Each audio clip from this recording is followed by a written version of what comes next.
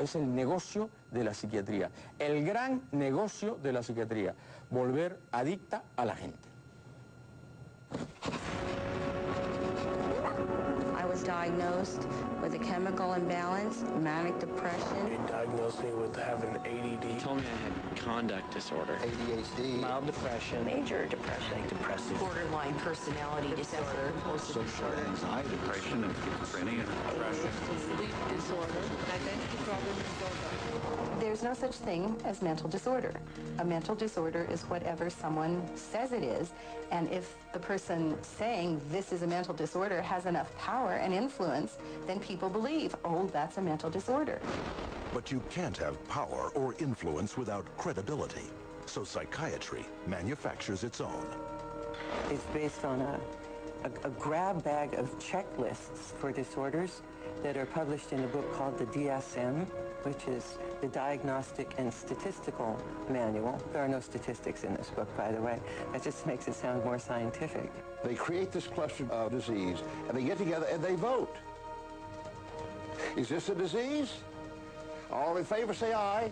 It's marketed as a scientifically based document. Now, the American Psychiatric Association, which publishes the DSM, do a lot of work to create an aura of scientific precision around the DSM, but it's not scientifically based. Since the first edition of the DSM, the number of mental disorders voted into psychiatry's diagnostic manual has grown to 374. And with each new disorder, psychiatrists create yet another way to defraud the public. If you have 27 ways to bill in the DSM, that's 27 ways to bill. If you have 300, that's 300 ways to bill. So you can pretty much find anyone walking on the street that could fit into a DSM somehow. When you build insurance companies, you can't say the word. You've got to say a number. And they have numbers for the most ridiculous things. You know, like arguing with your mother or peeing in the bed. Adolescent rebellion disorder is an official psychiatric diagnosis. Arithmetic learning disorder is an official psychiatric diagnosis.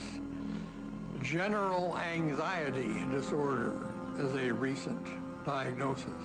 For each one, there is a 5-digit code with a decimal point. Now, the implication of that is if I have illness 403.16, that's different in some important and scientifically proven way from someone who has 403.17. And nothing could be further from the truth. Incredibly enough, while presenting the DSM to the world as scientific fact, psychiatrists freely admit its utter lack of science. We have no diagnostic reliable markers for almost any illness there is in the DSM. What we're testing for in psychiatry, it's hard to say because there's nothing specifically. But as far as a test that's clinically useful, you know, basically we're not there yet. We don't have any laboratory tests that we can use to determine whether somebody does or doesn't have a mental illness. There are no good biological tests for detecting mental illness. There is no test, there's no biopsy you can do. There is no chemical test right now. There are no specific tests to confirm the diagnosis or show the improvement, like any blood tests or any x-rays or anything like that. Oh, in my practice, I don't do any tests. I just speak with people and listen to them, and then I make a decision in what kind of illness. These diagnoses vary as widely as the psychiatrists who make them. In this hidden camera footage, a person visited several different psychiatrists, complaining of the same symptoms. I'm extremely unorganized, and I didn't used to be. It's caused problems in the family. It's caused problems getting, you know, I'm self-employed. You've got ADD, ADHD, getting depressed, and your depression is bipolar depressed. You have a brain chemistry disorder, and it's probably genetic. You have a lot of the symptoms of depression. So it seems like it is a mixed picture. What that means is like we got some depressive symptoms and some, you know, high symptoms. If you're bipolar, I'll need to give you a mood stabilizer. We don't know how it fits. Considered low-grade bipolar. You are more of the ADD to ADHD. And as far as medications for depression, because I would recommend that you start a medication, which are Prozac, Zoloft, Paxil, Celexa. Usually propylene XR is pretty good. They'll give you some Lexapro in the morning and some trazodone at night. Lamictal is a better medication for that. It works on your depression also. But the treatment for any bipolar cycling is the same. The lithium, Gremron is another one. trazodone, Segrodol, Depakood, Logitrin, Lexapro, Lamictal, Ecotroid, Depakote, lithium, Ambien. You may need an antidepressant also with your Lamictal. We don't know if I give you a medication if it is going to work or not. To a certain degree, it's trial and error. You never know if it's the right drug.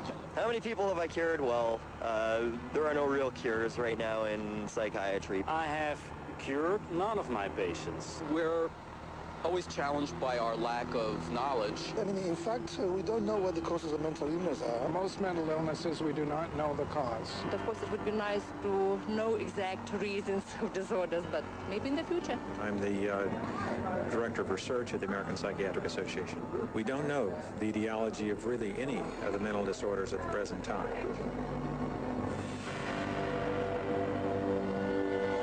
DSM-5 is coming out. It's grown to 10 times its original size, and it labels everybody. I could find 5 diagnoses that would fit you or anybody else. Compare this to the research methods of pathology, a real science that discovers real diseases using a wide variety of precise diagnostic tests. We do millions of laboratory tests as well as the structural examination and the microscopic examination. It's a whole series of applied scientific procedures. In the case of psychiatry, there isn't any laboratory tool that can precisely identify psychiatric disease and allow it to be classified. It's not as if there's some study of tissue or some study of the body or some study of matter. These are all categories which are made up. They're simply made up. They don't exist in nature. They're decided upon by psychiatrists and voted on. Psychiatrists are not the only ones who benefit from the DSM. Wherever you find a psychiatric diagnosis, you'll find a psychiatric drug.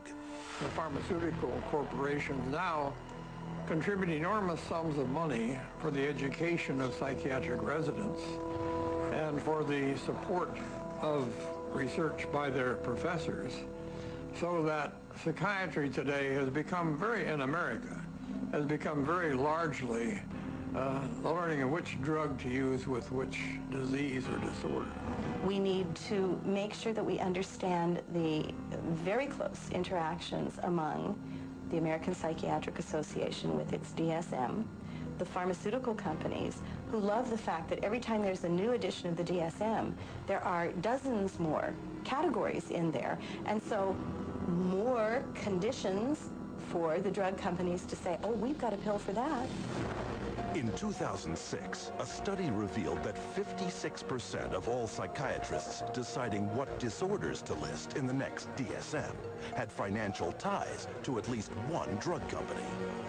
Today, we see the consequences. A barrage of drugs, each one targeted at an invented disorder that is backed by an arbitrary diagnosis found in the DSM.